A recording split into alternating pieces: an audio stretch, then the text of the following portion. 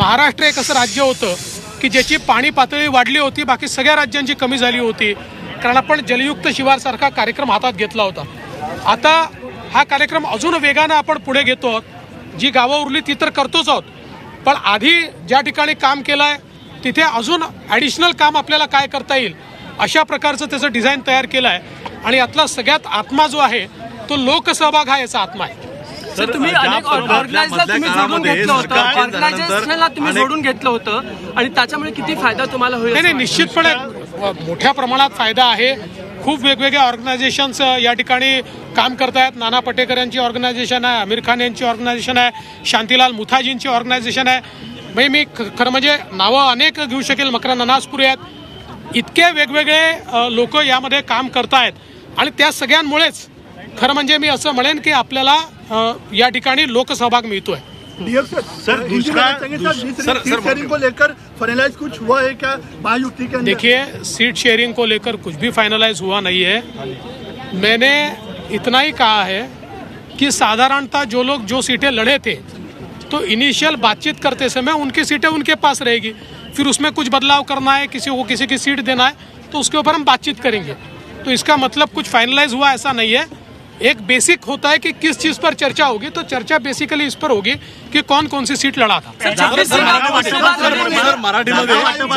जागा वाटपाच्या संदर्भात कुठलाही फॉर्म्युला ठरलेला नाही. मी केवळ एवढंच सांगितलं की ज्यावेळेस आपण बोलणी करतो तर त्या बोलणीला एक काहीतरी बेसिस आपल्याला द्यावा लागतो. तो बेसिस हा असेल की ज्यांच्याकडे ज्या जागा आहेत त्या पहिल्यांदा बेसिस मानलं जाईल, पण त्यातही समजा काही फेरबदल करायचा असेल तर त्यामध्ये चर्चा होईल.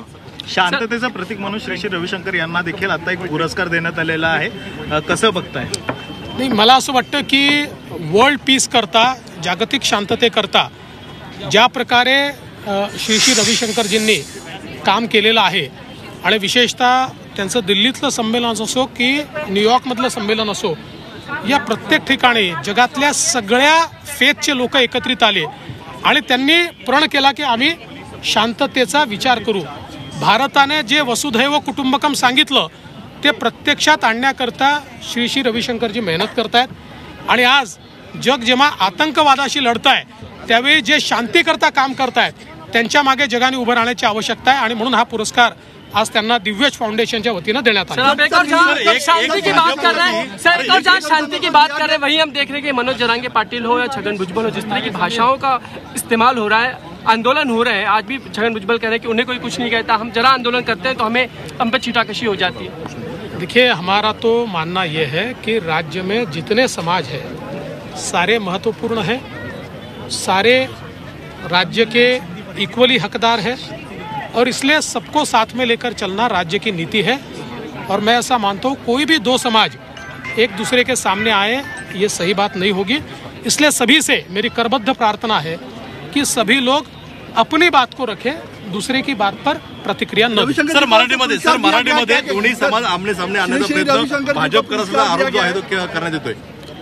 असं आहे की खरं म्हणजे महाराष्ट्रातले सगळे समाज हे महत्त्वाचे आहेत आणि महाराष्ट्राच्या वाटचालीमध्ये ते सगळे भागीदार आहेत. त्याच्यामुळे कुठलेही दोन समाज एकमेकाच्या विरोधात एकमेकाच्या समोर येणं हे काही योग्य नाही.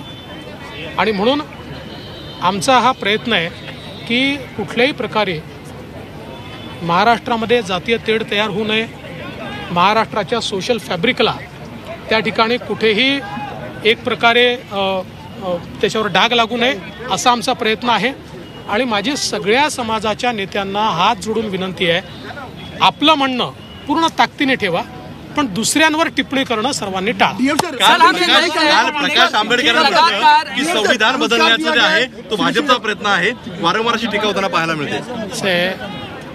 प्रकाश आंबेडकर साहेब हे बॅरिस्टर आहेत आणि त्यांना याची पूर्ण कल्पना आहे की भारताच्या संविधानाचं बेसिक स्ट्रक्चर कोणालाच बदलता येत नाही, कोणालाच नाही. संविधानामध्ये ते परमिटेडच नाही आहे. त्याच्यामुळे हा एक चुनावी जुमला आहे. संविधान बदलणार, कोणाचा बाप संविधान बदलू शकत नाही, संविधान कधीच बदलणार नाही. भारताचं संविधान पवित्र आहे आणि देशाचे प्रधानमंत्री मोदीजी सांगतात आम्हाला गीता, बायबल, कुराणपेक्षाही महत्त्वाचं हे भारताचं संविधान आहे. त्यामुळे मला असं वाटतं की अशा प्रकारे निवडणुका आल्या की दोन गोष्टी सुरू होतात. अर्ध्या लोकांचं संविधान बदलणार हे चालू होतं, अर्ध्या लोकांचं मुंबई तोडणार हे चालू होतं. आता हे आपल्याला वारंवार ऐकायला मिळेल. मुंबई कोणी तोडू शकत नाही, संविधान कोणी बदलू शकत नाही. त्यामुळे आता यांनी नवीन मुद्दे शोधले पाहिजे. सर, संविधान बदलने की बात लाल मातीतली कुस्ती म्हणजे